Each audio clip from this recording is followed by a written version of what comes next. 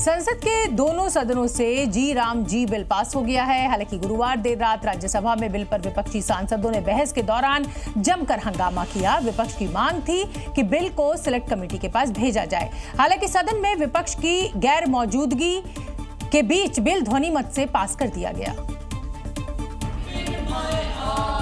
लेकिन बिल पर देर रात तक सियासी ड्रामा जारी रहा। संसद के मकर द्वार पर टीएमसी सांसद रात भर धरने पर बैठे रहे। वहीं टीएमसी सांसदों ने इसे महात्मा गांधी का अपमान बताया। जब तक मोदी बाबू है तो तब तक हम लोगों को तो ऐसा करना ही पड़ता है। आपको तो पता है कितने बार हमको कभी सस्पेंड किया गया। सदन में कांग्रेस अध्यक्ष मल्लिकार्जुन खड़गे ने सरकार पर हमला बोला, बिल को गरीब विरोधी बताया। मैं अपने माँ की कसम खाके, भारत माँ की कसम खा। जी राम जी बिल पर सदन के बाहर भी जमकर बयानबाजी हुई, जहां विपक्षी दल सरकार पर बिल के माध्यम से प्रभु श्री राम के नाम पर राजनीति करने का आरोप लगा रहे हैं। तो वहीं सरकार ने दावा किया है कि मनरेगा के तहत जो भी भ्रष्टाचार हो रहे थे वो अब टेक्नोलॉजी के माध्यम से खत्म किए जाएंगे। स्कीम के माध्यम से इनको कोई नई बातें नहीं करनी है।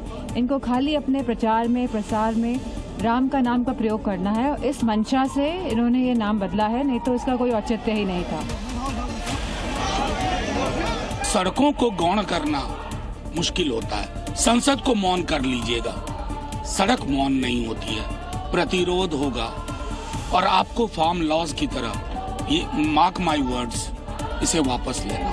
जो सदस्य के पक्ष में आ गए, जो सदस्य वो ना गए। Mahatma Gandhi father of nation थे, उनका नाम हटाना ये गलत बात है। दूसरी बात, मनरेगा का 40% कहा है कि राज्य सरकारें देंगी। राज्य सरकारों के पास तो पैसा नहीं है।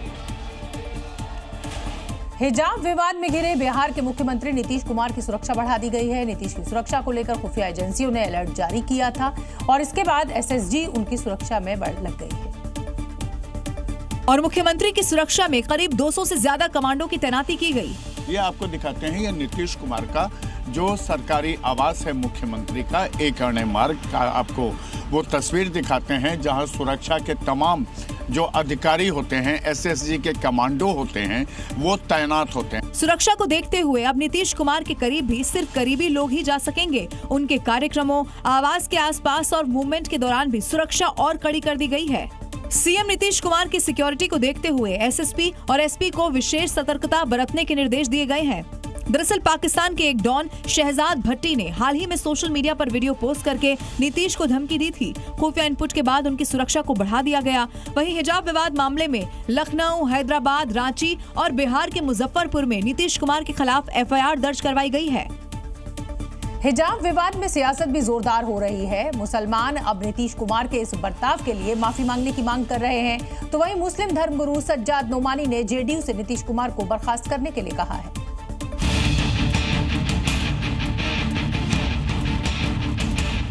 घटिया और शर्मनाक हरकत है जो ये की गई है बिहार के अंदर, और यकीनन जो उन्होंने कहा है कि अगर हम ऐसा गौर करें तो इस देश के अंदर कैसे हालात उत्पन्न हो जाते, क्योंकि जितना जहर बीजेपी ने घोल दिया है तो ये बहुत हालात बदल सकते थे। अगर आप हमारी औरतों का नकाब और हिजाब अगर आपने छुआ, you please be ready for the consequences and I am here today.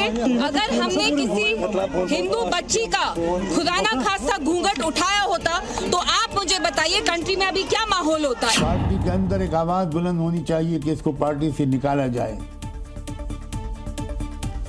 आज वो लोग जिन्होंने इस पार्टी को वोट दिया था शायद अपने फैसले पर शर्मिंदा हो रहे हों।